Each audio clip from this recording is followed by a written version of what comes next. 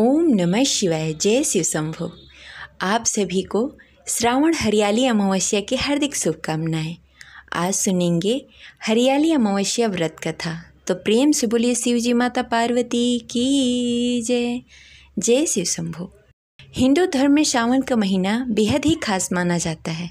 माना जाता है कि सावन का महीना भगवान भोलेनाथ को अति प्रिय है। सावन का हर दिन बहुत ही पवित्र और पावन होता है। ऐसे में सावन मास की अमावस्या और भी खास हो जाती है। माना जाता है कि सावन अमावस्या के दिन भगवान भोलेनाथ और माता पार्वती के साथ पीपल के वृक्ष की पूजा की जाती है। ऐसा करने से घर में सुख, शांति और समृद्धि बनी रहती है। अमावस्या के दिन पवित्र नदी में स्नान करने तथा पितरों के निमित्त दान और दर्पण करने का खास महत्व होता है। माना जाता है कि जो भी व्यक्ति इस दिन व्रत रखकर अपने पितरों के पिंडदान करते हैं, दान करते हैं, उनके पितरों की आत्मा को शांति मिलती है और पितृ उन्हें आशीर्वाद प्रदान करते हैं। वहीं अगर पूजा के हरियाली अमावस्या की व्रत कथा पढ़ ली जाए या सुन ली जाए, इससे कई गुना फल प्राप्त होता है। तो आइए पूरी श्रद्धा और भक्ति से सुनते हैं श्रावण अमावस्या व्रत कथा। तो प्रेम से बोलिए शिव जी माता पार्वती की जय, गौरी पुत्र गणेश की जय। हरियाली अमावस्या की पौराणिक कथा के अनुसार एक राज्य में एक राजा हुआ करते थे, जो धर्मपरायण था एवं पुण्य काम करने में विश्वास रखता था। राजा की एक रानी थी, जो धार्मिक कार्यों में राजा का साथ दिया करती थी। एक बार की बात है कि राजा ने अपने महल में पूजा का आयोजन किया और कई तरह के मिष्ठान बनवाए। राजा और रानी ने व्रत पालन करने का संकल्प लिया, लेकिन बीच में रानी को भूख लग गई। रानी ने पूजा के लिए तैयारी की गई मिठाई में से थोड़ी सी मिठाई खा ली। जब राजा ने रानी से पूछा कि मिठाई कम कैसे हो गई, तब रानी ने झूठ बोल दिया कि मिठाई चूहे ने खा ली। राजा ने गुस्से में आकर महल में मौजूद उन चूहों को पकड़वाकर महल से बाहर फेंकवाने का आदेश दे दिया। चूहे के ऊपर आरोप लगने के कारण वह चूहे रानी से बहुत नाराज थे। चूहों ने एक चाल चली। फिर एक दिन राजा के यहाँ अतिथि पधारे और राजा के ही अतिथि कक्ष में सोए। चूहे ने रानी का वस्त्र लेकर अतिथि के पास रख दिया।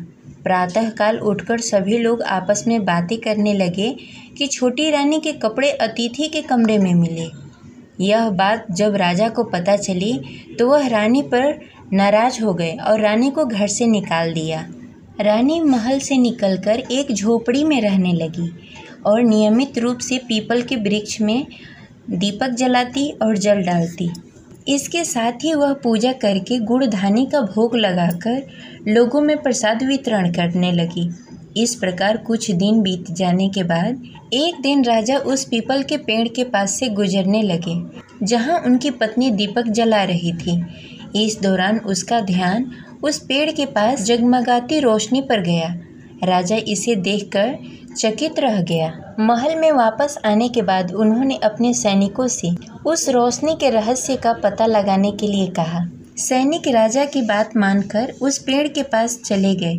वहां उन्होंने देखा कि दीपक आपस में बातें कर रहे थे कि सभी दीपक अपनी अपनी कहानी बता रहे थे। तभी एक दीपक बोला, मैं राजा के महल से हूँ। महल से निकाले जाने के बाद राजा की पत्नी रोज मेरी पूजा करती है और मुझे प्रज्वलित करती है। सभी अन्य दीपकों ने उससे पूछा कि राजा की पत्नी को महल से क्यों निकाला गया, तो उसने बताया कि एक दिन उसने मिठाई खाकर चूहों पर झूठा नाम लगा दिया। इस पर चूहे नाराज होकर और राजा की बहू से बदला लेने के लिए उसकी साड़ी अतिथि के कमरे में रख दिया। यह सब देखकर राजा ने उसे महल से निकाल दिया। यह सब सुनकर सैनिक हैरान रह गए और महल में वापस आकर उन्होंने राजा को पूरी कहानी सुनाई।